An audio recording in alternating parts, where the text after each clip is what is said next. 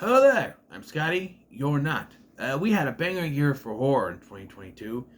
Um, and there's a lot of good ones and some that weren't so good.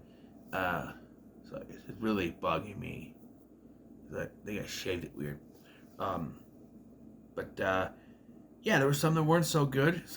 There was one that was so annoyingly frustrating, which I'll get to. It's the first one on here, apparently, obviously. But yeah, criteria for this.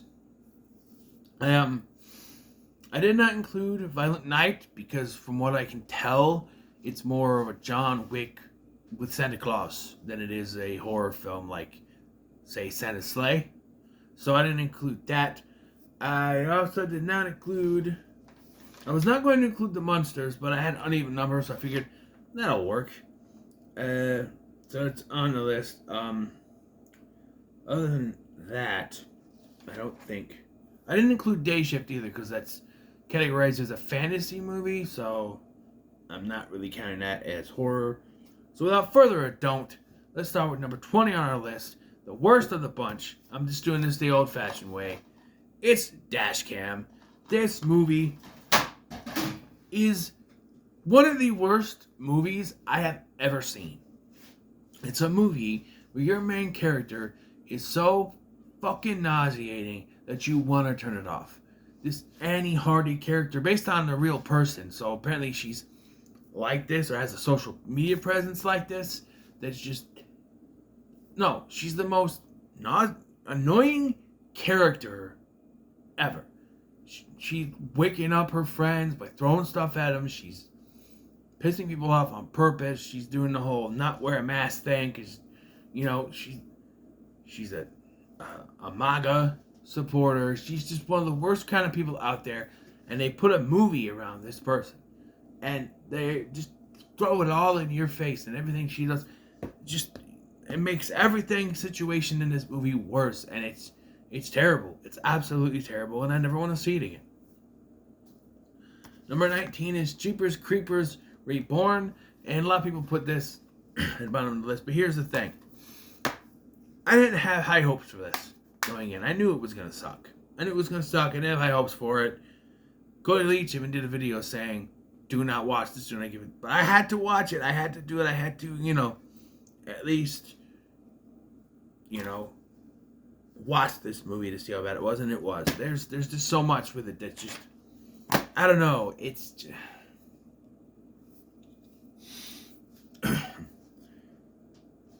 it abandons the lore of the creeper, although the beginning of this starts off decent enough with Dee Wallace in a car, but it just doesn't do anything after that.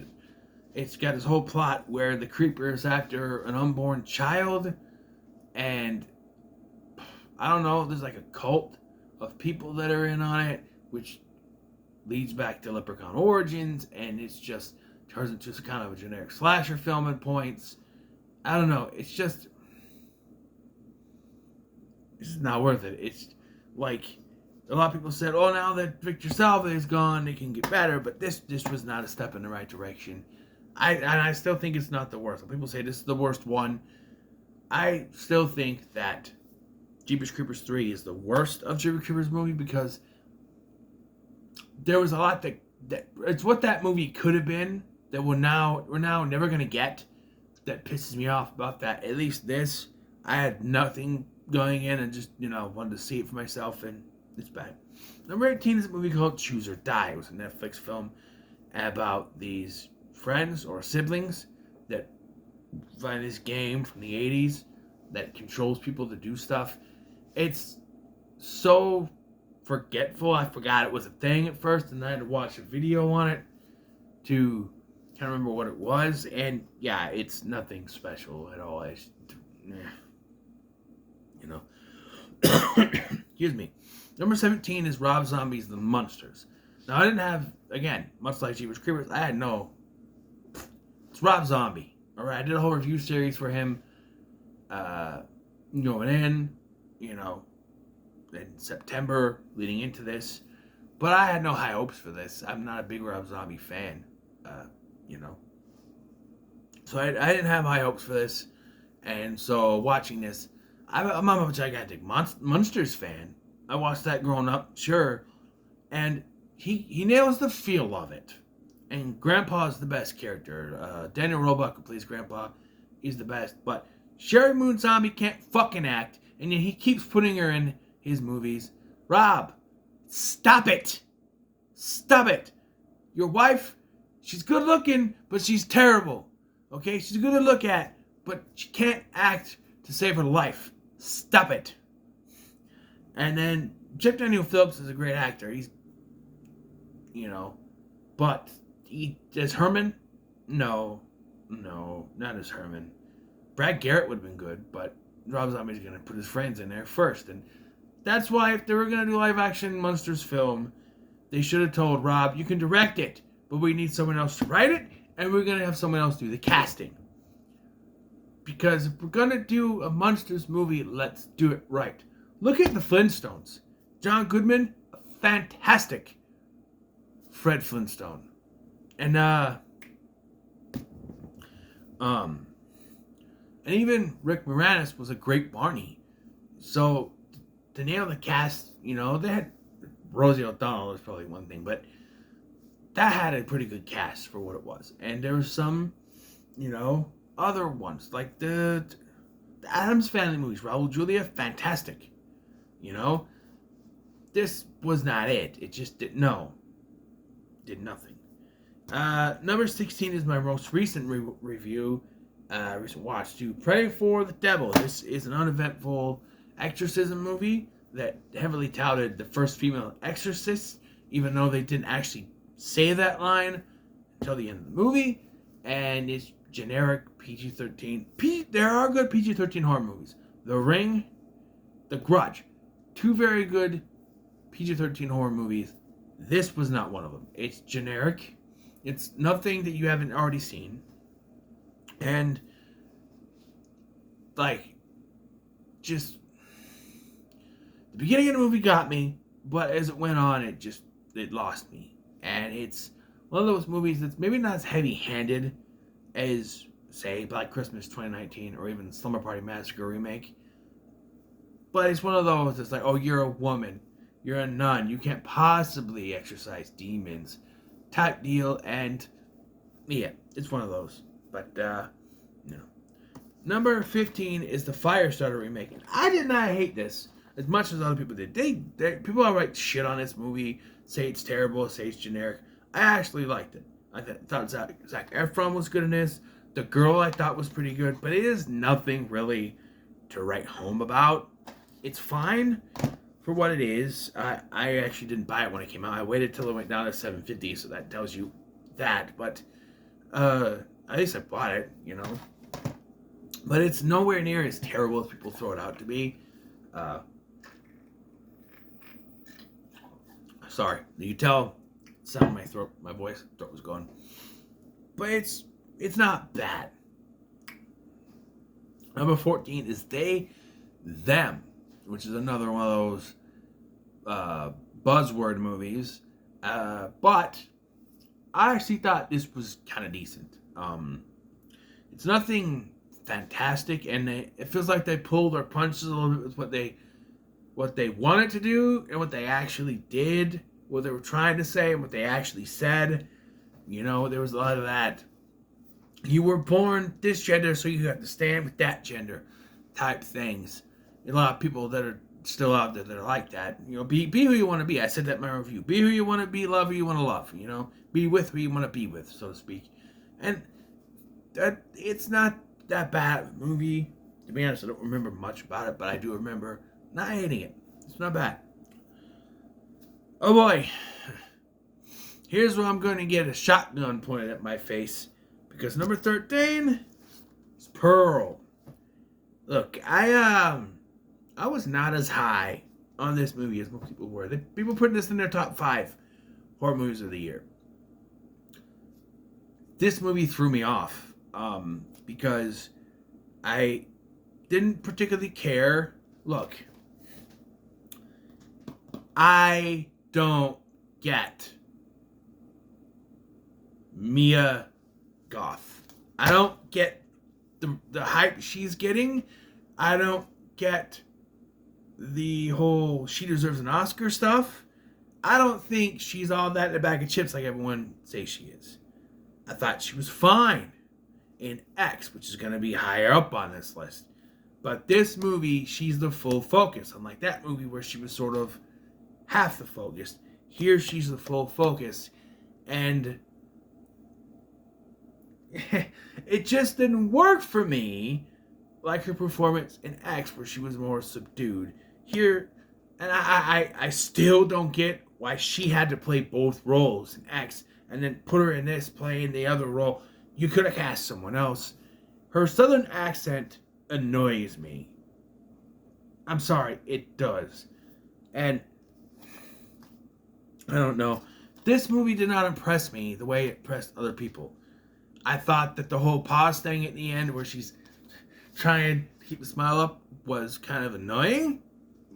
Was kind of, not annoying, but like it went like it was like, okay, this end this, and her speech that everybody kind of, it's like, oh my god, that speech. I'm sitting there going, can you wrap this up? Because you kind of just, the whole thing. I just didn't like this movie as much as everyone else did, and that's okay. That's okay. But then you're gonna see the first two in front of this next and think, wait a minute. Number 12 is Bodies, Bodies, Bodies. Wait a minute, Scotty. You didn't care for this movie. I have to make an amendment because when I didn't care for this movie, I didn't get it. All right, there were some people that were iffy on this movie. When it came out, but it was Dead Meat.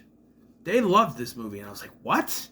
And I listened to their review, and I guess it's supposed to be a satirical comedy with horror flair. And I didn't get that. I took it seriously the entire movie.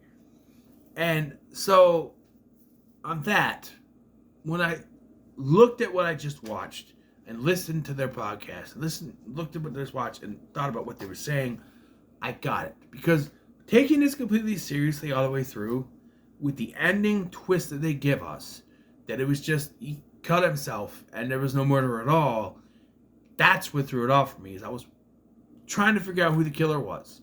I was taking this seriously, and that ending they gave us just pulled the rug out in front of my legs, and I was pissed, right? It frustrated me. And so, given the idea that this was supposed to be satirical, it was supposed to be kind of funny, it made me look back at this movie going, you know what? I get it. I get it now. It's not that bad. I've yet to rewatch this with that mind frame, but I think I misjudged it. So, yes, this is a little higher up than it would have. It probably would have been more down to the bottom, but this would have been under Pearl, to be sure, But, because it'd probably been this, then Pearl, but given the context,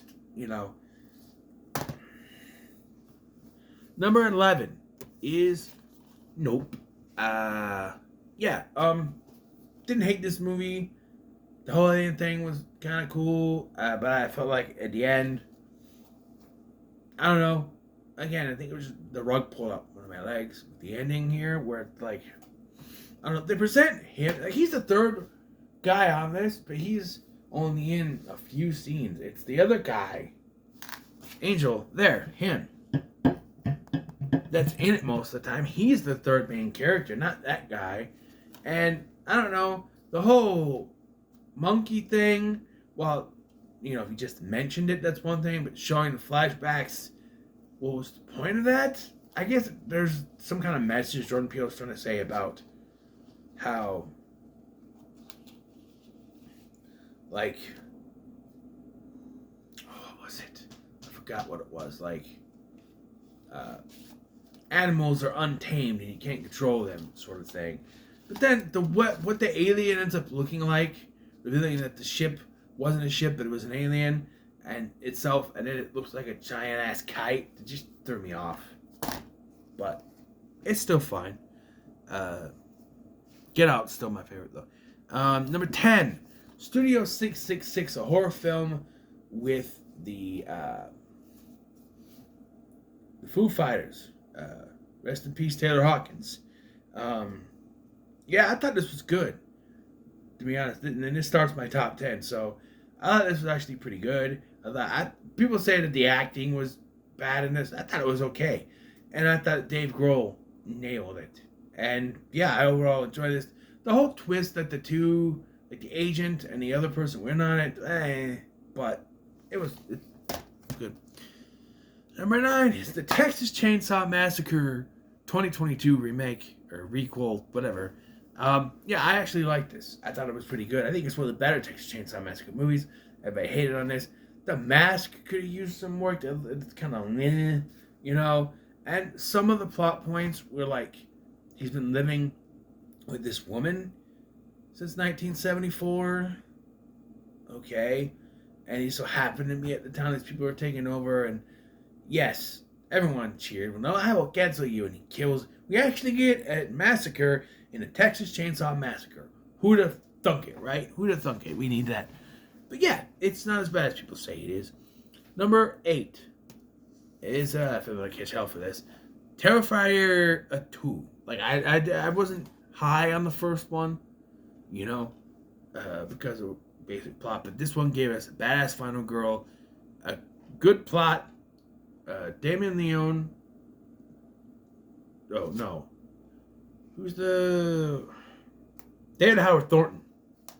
David Howard Thornton is badass, as always, as Art the Clown. So, yeah, this was actually pretty good. Gruesome death scenes. Just gruesome. Rips the arm up, beats up. Number 7 is The Black Phone. Thought this was good.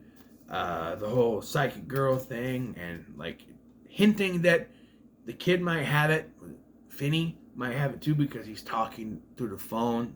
And they say he's the only one that could hear anything. So, yeah, and I thought Ethan Hawke was very, you know, freaky as the grabber, I think is what we call it. Yeah. Number 6 is Orphan First Kill, the prequel to The Orphan. And like I said in my review, the first part of this had me going, okay, we're just retreading. And the reason this movie is up this high is because of the twist. The twist, much like in the first one where we had a big twist in this one, is that the family that she is pretending to be the daughter for is not as perfect and normal as you would have believe, because it turns out the girl that she's pretending to be the girl that ran away was actually accidentally killed by the older brother, and so now she's sort of not the bad person, but she's still bad. And it's like you're watching this, and okay, we're just gonna get. She had a thing for the dad, and the fire happened. Sure, not entirely sure how they got she had a thing for the dad, but it was kind of quiet. Like there wasn't a major thing in this really. Like the mom noticed, but you know. And I liked how they were able to take a 23 or so year old Isabel Furman and make her look, you know, with like point of view stuff and smaller actresses and stuff like that. You know, I didn't think anything of it at first that it was going to be anything big. I was like, okay, it could be okay. But no, it ended up being one of the better ones.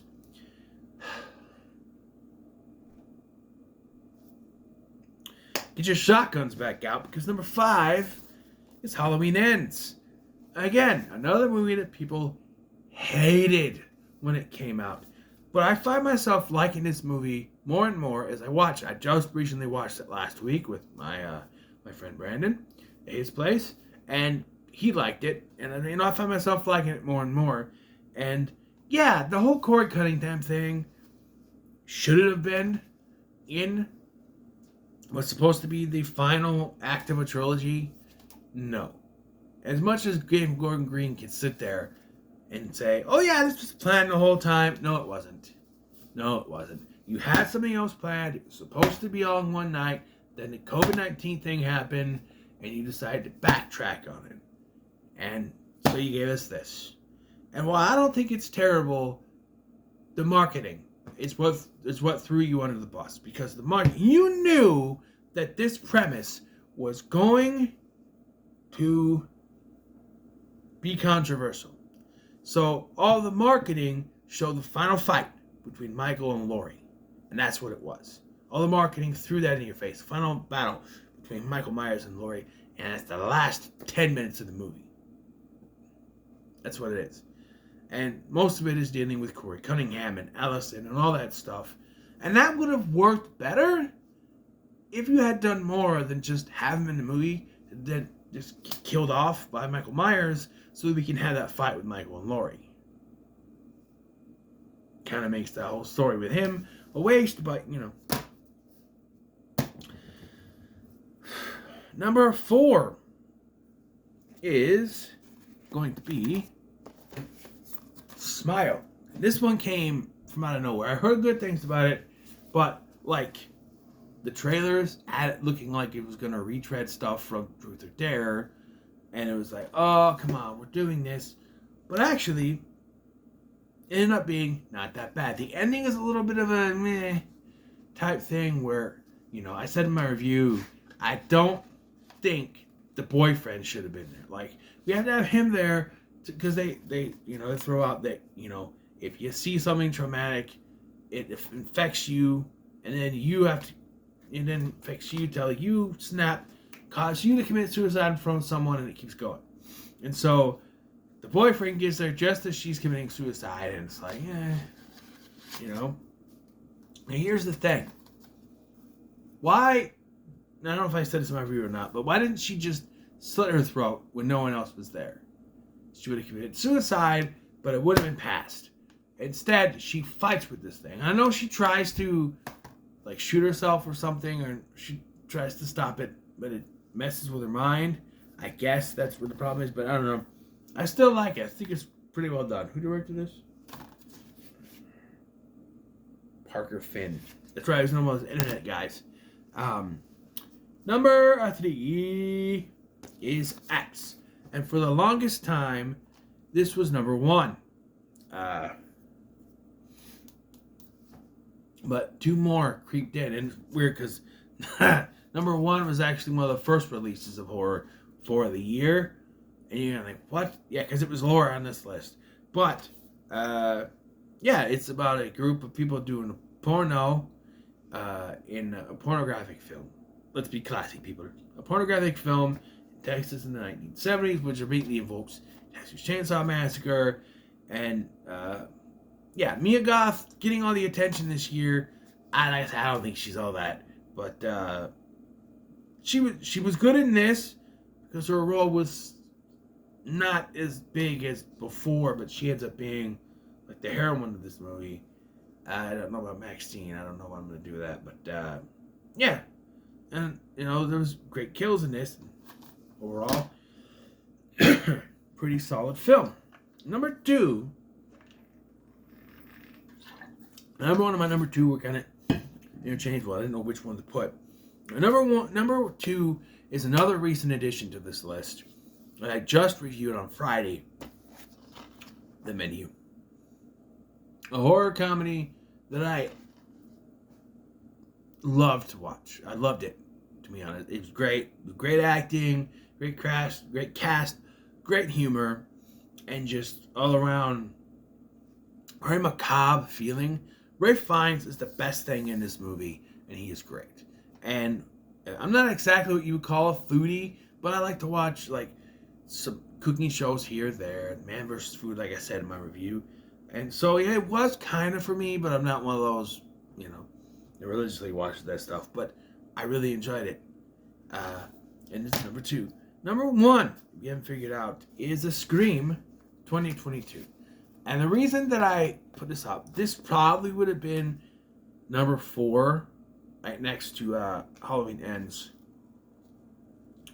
But I rewatched this Thursday night because I was off Friday. So I rewatched this Thursday night. I was gonna go to bed with it, so I watched the DVD and put it on repeat just in case. Because I did have Halloween Ends one night, but I ended up watching the whole thing, and And so even with that, though, I watched The Menu. I'm like, Menu has to be the best horror I watched. It has to be, because it's fantastic. And then the more I thought about it, I'm like, no, man. Like, a lot of people almost also didn't like this. People are saying this is the worst one, which I don't get that at all.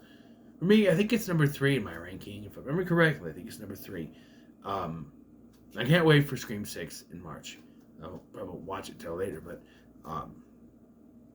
and then that makes it more confusing. They do Scream 6 with the Roman numeral thing. Like, then why couldn't you put the 5 there? Because it's about making a statement, about saying this is about requels, and so we had to do that. And I'm like, you could have still had the 5 design an S instead of an S. It's just because now you're looking at it, and there's Scream, and then there's Scream 2 and 3, and then Scream 4 has that 4 and the A, and you could have just did the 5, or just call it Scream 5. I don't know. It's confusing, but I think this is the best of the year, to be honest. I think it's great. Some of you might like The Menu more, but I've been a Scream fan since 1997 when I first saw it on Stars. So, yeah. I was a Halloween fan, and that went back at number 5. So, there you go. That's my ranking for all the horror movies that came out this year. Yeah, so what are your thoughts on that? In the comments below, be sure to like, share, and subscribe. Thanks for watching. I'm Scotty, and I'll see you in the next one.